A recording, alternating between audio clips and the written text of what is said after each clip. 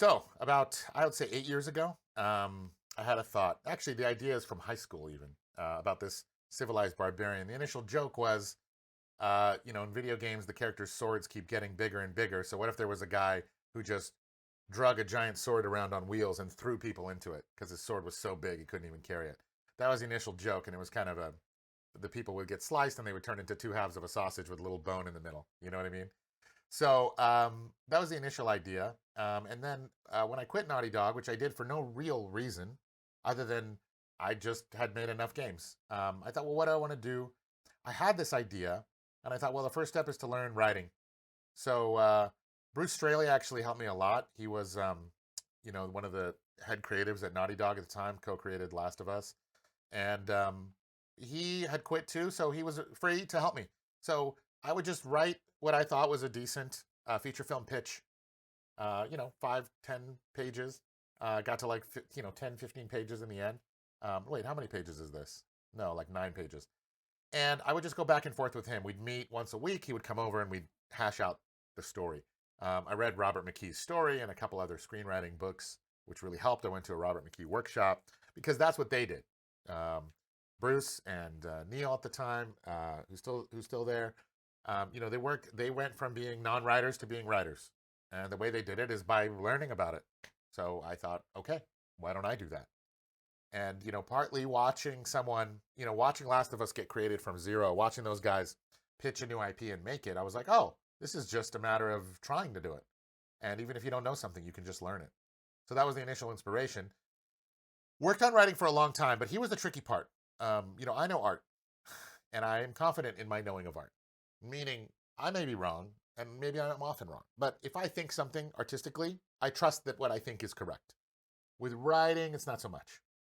So very insecure about it, rightly so, because I'm not a professional. I've never done anything professional. So, back and forth with Bruce, and I would pitch to him, and then he would tear it apart, and I would pitch to him, and he would tear it apart, and we would just keep doing that. But what it really did is it solidified my understanding of what writing is. It also, at the end of the day, taught me that at a certain point, you do have to go your own way.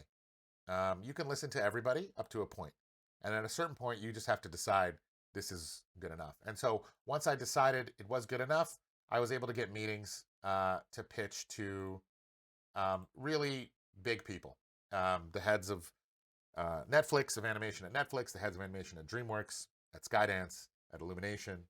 Um, and I got in those rooms partly because, and this is important, I, had some kind of connection with them through art, right? So, like, how do you connect with, let's say, the, vice president of Netflix animation? Well, I ask people, I ask a friend who I know knows someone who works there. They put me in touch because they like me. And then that person says, cool. They see the art maybe that I'm pitching them. I'll say, okay, I had one of these early pieces of art, and they think the art is professional quality or good enough, right? And then they're like, oh, okay, I'll pass you along. I'll pass you along. It's really nobody's more than, like, at least in my world, nobody's more than 2 or 3 people away from the big people, right? The highest up person is usually like 2 or 3 people connection away. Um, but the people who refer you have to trust you. And by the way, there's plenty of people that I know that were friends of mine that I asked for a connection that they could have given me one, and they just didn't. They don't want to, either because they just don't want me to succeed, or they don't want to pass it along, or they don't want to put their name on the line. They think it's too big a risk, or they think the project sucks, right? And they're like, nah, I'm not going to connect you. So I would say there was, half the people were helpful and half the people just aren't. And I pitched to all these big people in these rooms, and I had, sort of a deck, right? And this was, one of the things, like, I imagine it being like what they call a 4 quadrant comedy. The animation it appeals to, I think 4 quadrants refers to, like, the different age groups or brackets. And so I was in that lane and thinking, all right, let's find out what the lane is and let's drive down it. Created a feature pitch, and I pitched it to all of these top people with this collection of art that I had mostly done myself, right? So I had done some art myself, and I had pitched it all. And it was about a 15-minute pitch. One of the things I learned is not to pitch the whole story, even though I had worked on it for years. I'd worked on 10 pages for a year and a half, maybe. But I learned to just kind of pitch the first act. There's 3 act structure and so on and so forth if you learn about the traditional writing structures. At the end of the first act, there's this, inciting incident.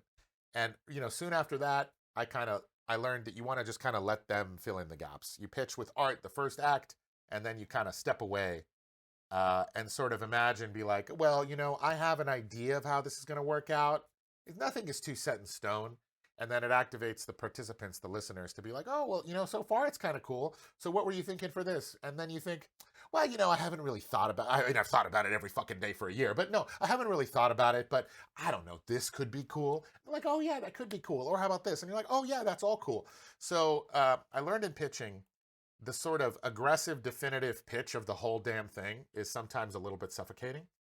So I pitch teasers and snippets.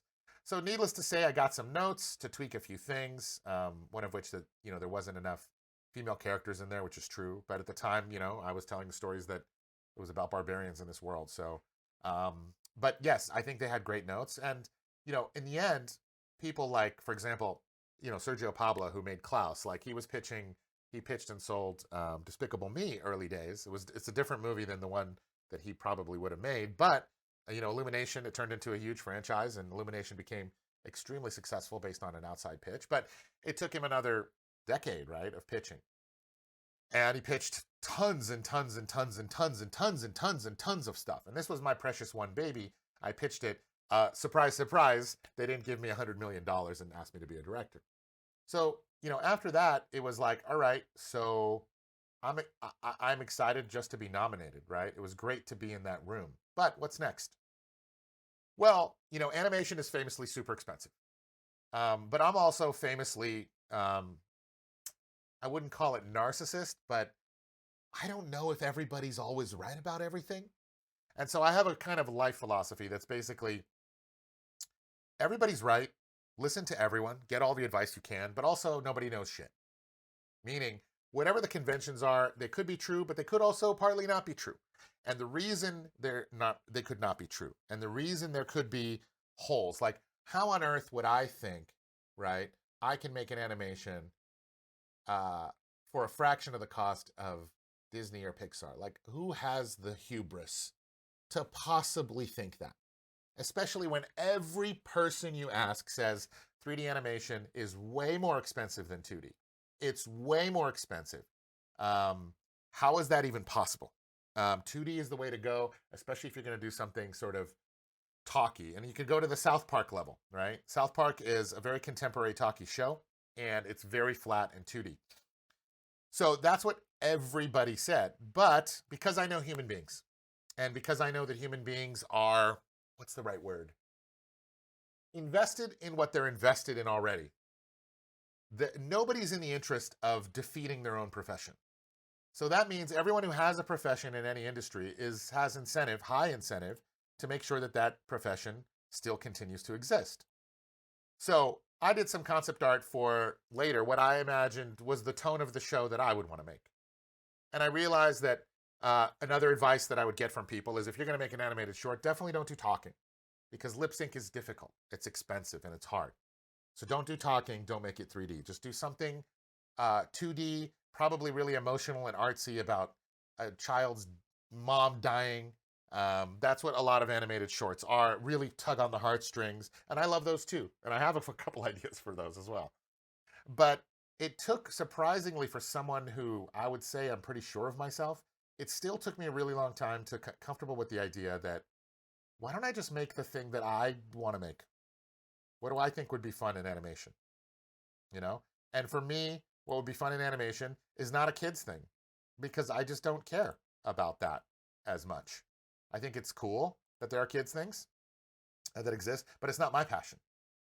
So I started thinking instead about what the version of this show that I would want to make is. And this was an early concept art I had done. And I realized a couple things early on, that it had to be 3D, because I only like 2D when it's Klaus or better. That's just me. When 2D gets to that crazy, gorgeous, old school Disney style, but when it's like budget 2D, for me, I'm not satisfied with it visually, because I love the richness of atmosphere, material, texture, and space. I love it too much. So this was great. In the early days, I realized, okay, here's a couple hard and fast rules that go against what everybody says, but I can't live without them.